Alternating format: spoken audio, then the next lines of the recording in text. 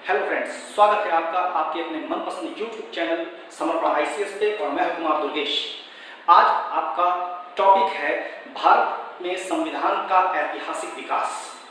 दोस्तों, हम सभी जानते हैं कि संविधान का निर्माण 2 वर्ष 11 माह 18 दिन में हुआ, लेकिन इसके पीछे एक ऐतिहासिक पृष्ठभूमि है।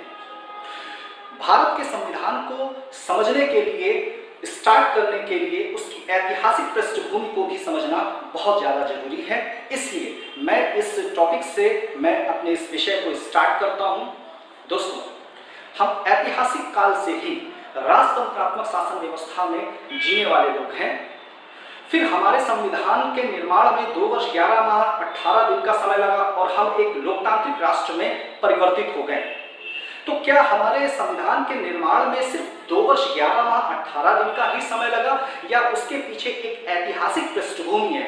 बिल्कुल है, एक ऐतिहासिक पृष्ठभूमि जिसमें हमारे संविधान की रूपरेखा तैयार होती है और अंत में संविधान सभा के माध्यम से संविधान का निर्माण कार्य होता है।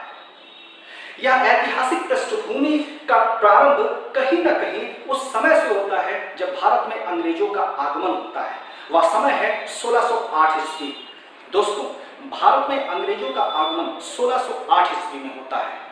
हॉकिंस प्रथम अंग्रेज अधिकारी है जो भारत भूमि पर कदम रखता है और यह समय है, शासन है जहांगीर का। अंग्रेजों का उद्देश्य भारत में व्यापार करना होता है, लेकिन भारत की राजनीतिक व्यवस्था का लाभ उठाते हुए वे अपनी राजनीतिक सत्ता यहां पर स्थापित करने में सफल हो जाते हैं। उनकी यह महत्वाकांक्षा पूर्ण होती है 1757 में प्लासी के युद्ध के माध्यम से।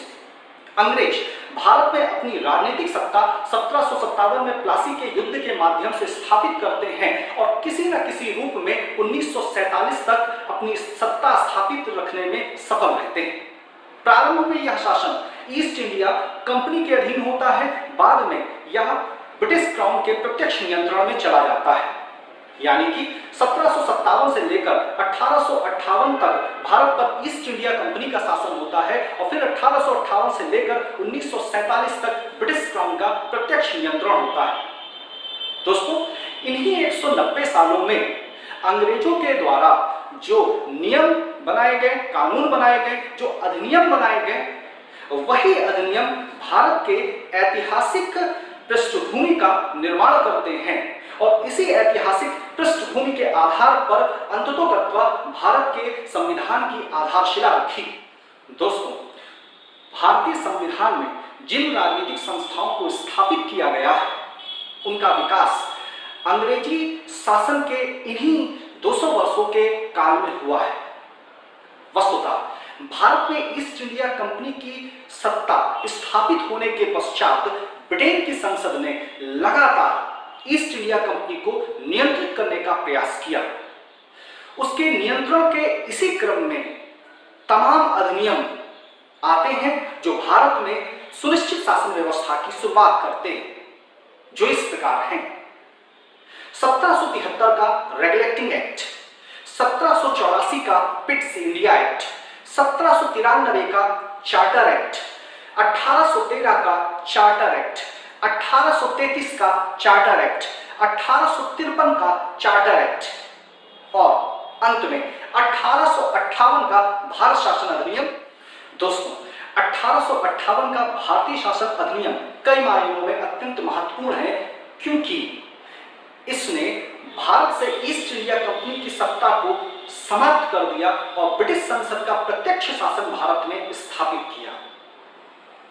इस अधिनियम के बाद भी अनेकों अधिनियम आए जिन्होंने भारत में संविधान के विकास की रूपरेखा को तय किया।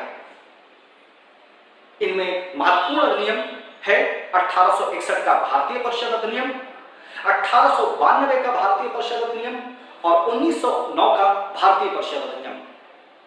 इसके बाद 1919 का भारत शासन अधिनियम और 1935 का भारत सरकार अधिनियम। दोस्तों, 1935 का भारत शासन अधिनियम भी अत्यंत महत्वपूर्ण अधिनियम है। वस्तुतः इस अधिनियम का ही सर्वाधिक प्रभाव हमारे संविधान पर है। हमारे संविधान की अधिकांश बातें इसी अधिनियम पर आधारित है। इस अधिनियम के बाद भारत में लगातार संविधान सभा की मांग उठती रही।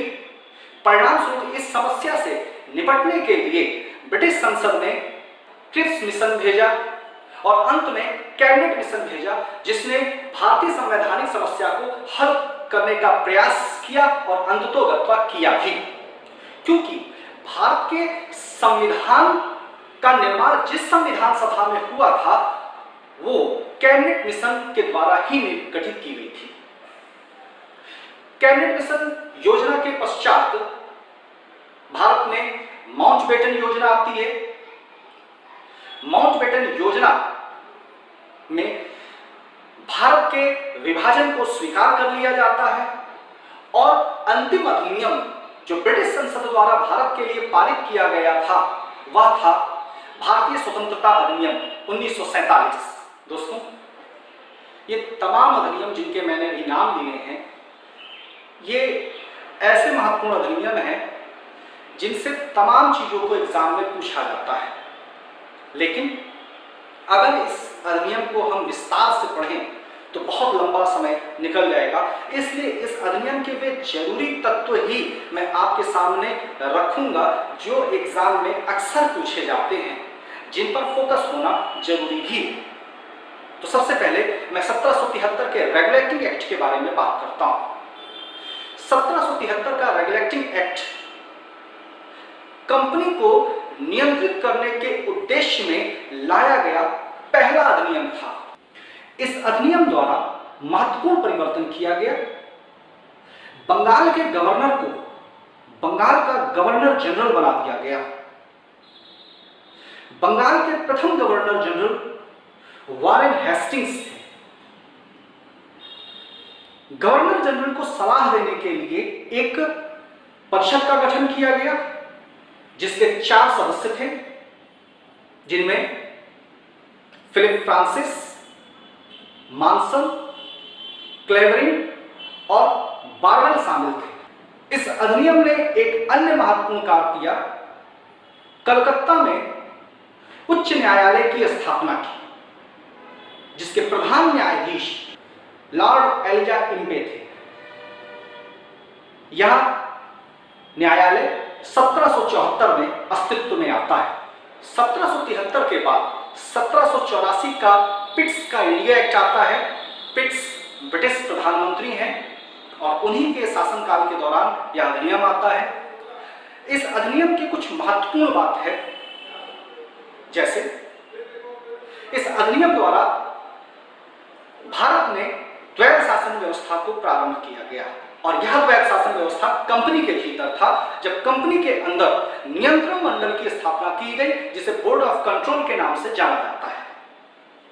इस अधिनियम में ही पहली बार ब्रिटिश भारत जैसे शब्द का इस्तेमाल किया गया था। 1784 के पिट्स इंडिया एक्ट के बाद जो महत्वपूर्ण अधिनियम आया वो 1793 का चार्टर एक्ट था। इस एक्ट में कंपनी के विशेषाधिकार को बढ़ाया गया है।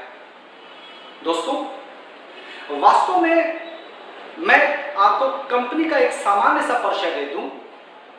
ये ईस्ट इंडिया कंपनी, इसका जन्म 31 दिसंबर 1600 ईस्वी को महारानी एलिजाबेथ के चार्टर के द्वारा होता है। यह एक विशेषाधिकार प्राप्त कंपनी थी जिसका विशेषाधिकार था पूर्व की ओर जाओ और व्यापार करो। ब्रिटेन की कोई अन्य कंपनी पूर्व की ओर जाकर व्यापार नहीं करेगी। तो 1793 के चार्टर अधिनियम में कंपनी के इसी विशेषाधिकार को 20 वर्ष के लिए बढ़ा दिया गया और कंपनी को 20 वर्षीय लीज प्रदान किया गया। यह इस अधिनियम की सबसे महत्वपूर्ण बात थी। इसका मतलब था कि एक समय बाद कंपनी के विशेषाधिकार को भारत के अंदर क्रमबद्ध तरीके से कम किया जाएगा। कंपनी को दिया गया यह 20 वर्षीय लीज 1813 में उस समय समाप्त होता है जब 1813 का चार्टर एक्ट आता है। इस अधिनियम में कंपनी के व्यापारिक विशेषाधिकार को समाप्त कर दिया जाता है। केवल चाय और चीन के साथ व्यापारिक विशेषाधिकार को बना के रखा जाता है। इस अधिनियम में ही सर्वप्रथम भारत में शिक्षा के विकास के लिए 1 लाख रुपए वार्षिक बजट रखा गया। 1813 के चार्टर एक्ट में ही भारत में ईसाई मिशनरियों को धर्म प्रचार की छूट प्रदान की गई। 1813 के चार्टर एक्ट के बाद 1833 का चार्टर एक्ट आता है, यह महत्वपूर्ण है। इस 20 वर्ष में कंपनी ने अपने साम्राज्य का अत्यधिक विस्तार कर लिया। परिणाम स्वरूप भारत में एक अस्थायी शासन के नियंत्रण की आवश्यकता थी। 1833 का चार्टर एक्ट कंपनी के समस्त व्यापारिक विशेषाधिकार को समाप्त करता है। भारत के अंदर शासन का केंद्रीकरण भी 1833 के चार्टर एक्ट में महत्वपूर्ण तरीके से किया गया, जब बंगाल के गवर्नर जनरल को भारत का गवर्नर जनरल बना दिया गया। बंगाल के अंतिम governor general Lord William Bentinck थे और इन्हीं को ही भारत का गवर्नर जनरल नियुक्त किया गया, यानी कि भारत के प्रथम governor general Lord William Bentinck थे। 1833 के महत्वपूर्ण चार्टर एक्ट के बाद में 1853 का चार्टर एक्ट आता है। इस चार्टर एक्ट की सबसे महत्वपूर्ण विशेषता यह थी, जो 20 वर्ष की लीज कंपनी को 1793 से लगातार प्राप्त होता आ रहा था, वह इस अधिनियम के द्वारा समाप्त कर दिया गया। अर्थात भारत से ईस्ट इंडिया कंपनी की सत्ता किसी भी समय समाप्त की जा सकती थी, लेकिन करी नहीं गई। इसके लिए ब्रिटिश संसद उपयुक्त समय की तलाश में थी और यह उपयुक्त समय मिला भारत में उसे 1857 के विद्रोह के साथ। जब 1857 का विद्रोह समाप्त होता है तो कंपनी के द्वारा 1858 में एक अधिनियम पारित किया जाता है, जिसे 1858 का भारत सरकार अधिनियम कहते हैं। इसे विक्टोरियाई घोषणा पत्र भी कहा जाता है, क्योंकि उस समय ब्रिटेन की महारानी विक्टोरिया थी। इस अधिनियम ने भारत से ईस्ट इंडिया कंपनी की सत्ता को समाप्त कर दिया। उसके बजाय अब भारत का शासन प्रत्यक्ष नियंत्रण में ब्रिटिश क्राउन के अधीन चला गया। इस अधिनियम द्वारा बोर्ड ऑफ कंट्रोल को समाप्त कर दिया गया और भारत के शासन के लिए एक नए पद का सृजन किया गया, जिसे the secretary of state for India अर्थात भारत सचिव के नाम से हम जानते हैं, जो ब्रिटिश संसद में बैठता था और वह ब्रिटिश संसद के प्रति उत्तरदायी था। उसकी सहायता के लिए एक 15 सदस्यीय परिषद का गठन किया गया। यह 15 सदस्यीय परिषद भारत परिषद के नाम से जानी जाती है। गवर्नर जनरल ब्रिटिश क्राउन का सीधा प्रतिनिधि बन गया और उसको अब वायसराय कहा जाने लगा। इस अधिनियम द्वारा भारत के प्रथम वायसराय बनने का श्रेय लॉर्ड कैनिंग को है, क्योंकि लॉर्ड कैनिंग ही उस समय भारत के गवर्नर जनरल थे। 1857 के विद्रोह के समय भारत के गवर्नर जनरल लॉर्ड कैनिंग थे और इसी अधिनियम द्वारा उनको वायसराय भारत का नियुक्त किया जाता है। इस अधिनियम को 2 अगस्त 1858 को लागू किया गया। 1858 के अधिनियम के बाद 1861 का भारतीय परिषद अधिनियम आता है। यह अधिनियम भी अत्यंत महत्वपूर्ण अधिनियम है। इस अधिनियम द्वारा भारत में प्रतिनिधि शासन की शुरुआत होती है। इस अधिनियम की एक अन्य महत्वपूर्ण विशेषता भारत में विधान विकेंद्रीकरण का शुभारंभ होना है। इसी अधिनियम द्वारा भारत में विधान विकेंद्रीकरण की नींव पड़ती है। इस अधिनियम ने मद्रास बंबई प्रेसिडेंसियों को अपने लिए कानून बनाने का अधिकार दिया, लेकिन उस पर अनुमति वायसराय की आवश्यक थी। इसी अधिनियम ने वायसराय को विशेष परिस्थिति में अध्यादेश जारी करने का भी अधिकार प्रदान किया। भारत में इस अधिनियम ने पोर्टफोलियो व्यवस्था का शुभारंभ किया, यानी विभागीय प्रणाली की शुरुआत की। इस प्रकार 1861 के अधिनियम ने भारत में मंत्रिमंडलीय शासन प्रणाली की नींव रखी। 1861 के अधिनियम के पश्चात जो बहुत ही महत्वपूर्ण अधिनियम आया वो है 1892 का भारतीय परिषद अधिनियम। इस अधिनियम की दो बातें बहुत ही महत्वपूर्ण है। पहला, भारत में निर्वाचन जैसी प्रणाली इसी अधिनियम के माध्यम से लागू होती है, प्रारंभ होती है। यद्यपि इस अधिनियम में निर्वाचन जैसे शब्द का इस्तेमाल नहीं किया गया था, तथापि निर्वाचन प्रणाली भारत में इसी अधिनियम के माध्यम से प्रारंभ होती है। दूसरी महत्वपूर्ण बात इस अधिनियम की यह थी कि भारत में परिषद के सम्मुख बजट रखने का कार्य इसी अधिनियम द्वारा प्रारंभ होता है। परिषद के सदस्यों को बजट पर प्रश्न पूछने का अधिकार प्राप्त हुआ, लेकिन पूरक प्रश्न पूछने का अधिकार प्राप्त इस अधिनियम ने नहीं किया। 1892 के अधिनियम के पश्चात 1909 का भारतीय परिषद अधिनियम आता है। यह भी बहुत ही महत्वपूर्ण अधिनियम है। इस अधिनियम की भी दो बातें अत्यंत महत्वपूर्ण हैं। पहली चीज, यह अधिनियम सर अरुंडेल समिति की सिफारिशों के पश्चात पारित किया गया था। इस अधिनियम को मार्ले मिंटो सुधार के नाम से भी जाना जाता है। जहां मार्ले भारत सचिव हैं, वही मिंटो भारत के वायसराय हैं। इस अधिनियम ने भारत में परिषद के कार्यों को बढ़ा दिया। अब बजट पर परिषद को विवेचना करने, उस पर पूरक प्रश्न पूछने का भी अधिकार दिया। किंतु इस अधिनियम ने भी परिषद को मताधिकार बजट पर नहीं दिया। इस अधिनियम की सबसे महत्वपूर्ण विशेषता यह थी कि इसने सांप्रदायिक निर्वाचन प्रणाली या पृथक निर्वाचन प्रणाली जैसे घातक सिद्धांत को लागू किया।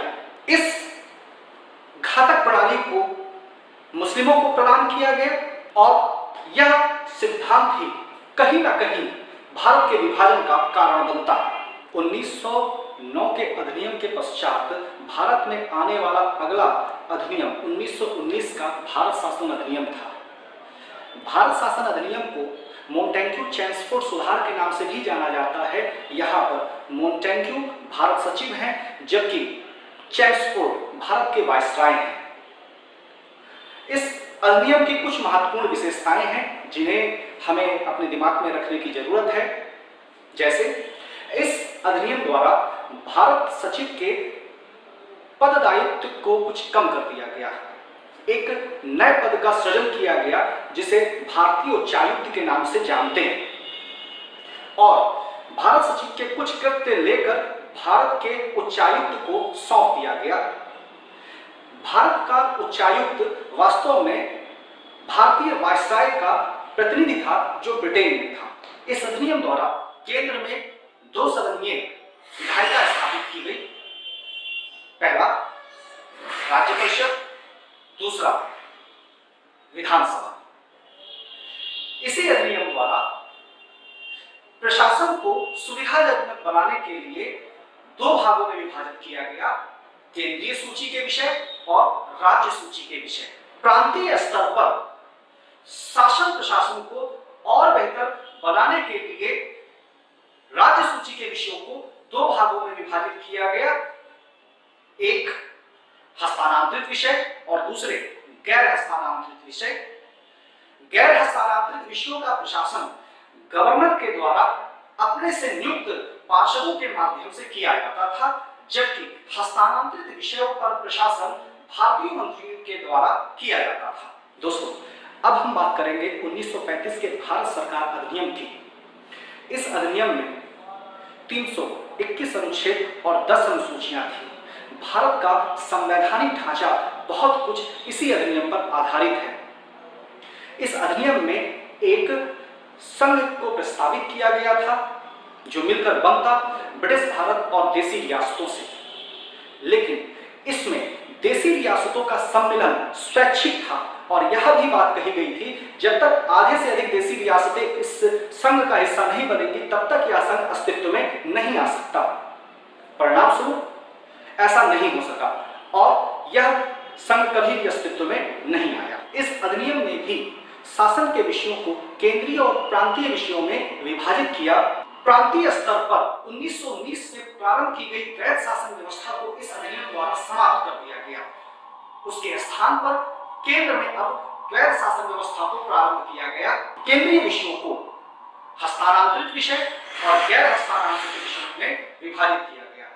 हस्तांतरित विषयों का प्रशासन भारतीय मंत्रियों द्वारा किया जाता था, जबकि गैर हस्तांतरित विषयों का प्रशासन गवर्नर जनरल के माध्यम से होता था।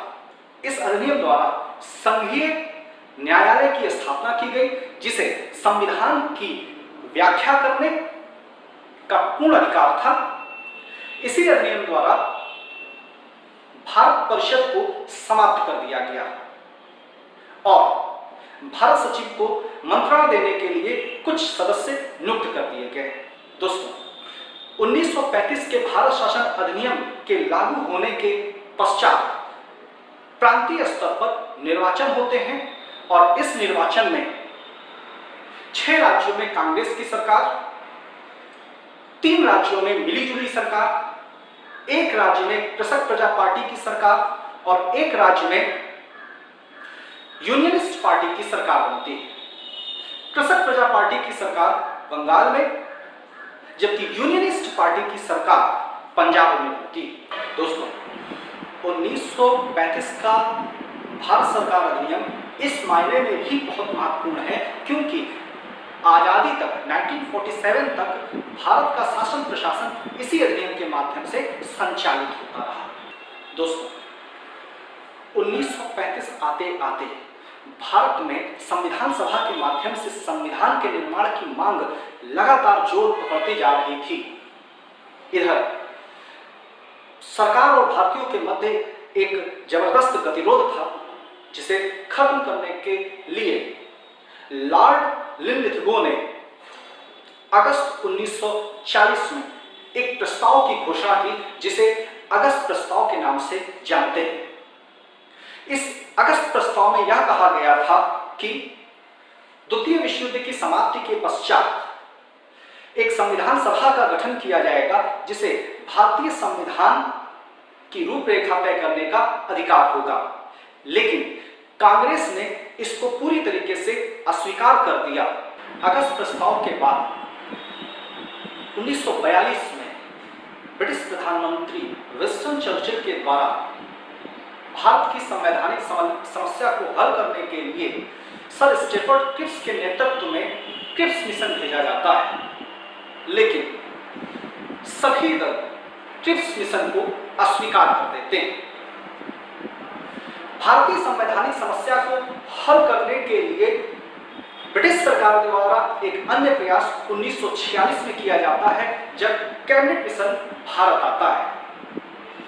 कैबिनेट मिशन 24 मार्च 1946 को भारत आता है। यह 3 सदस्यीय होता है। इसके 3 सदस्य हैं sir Bentick Lawrence, Stafford Cripps और एली अलेक्जेंडर। ये तीनों ब्रिटिश मंत्रिमंडल के सदस्य हैं। भारत की संवैधानिक समस्या को हल करने में कैबिनेट मिशन ने बहुत बड़ा रोल अदा किया और इसने भारतीय संवैधानिक समस्या को हल भी किया। भारत की संविधान सभा का गठन कैबिनेट मिशन योजना के आधार पर ही हुआ, जिसकी रिपोर्ट मई 1946 में प्रस्तुत की गई थी।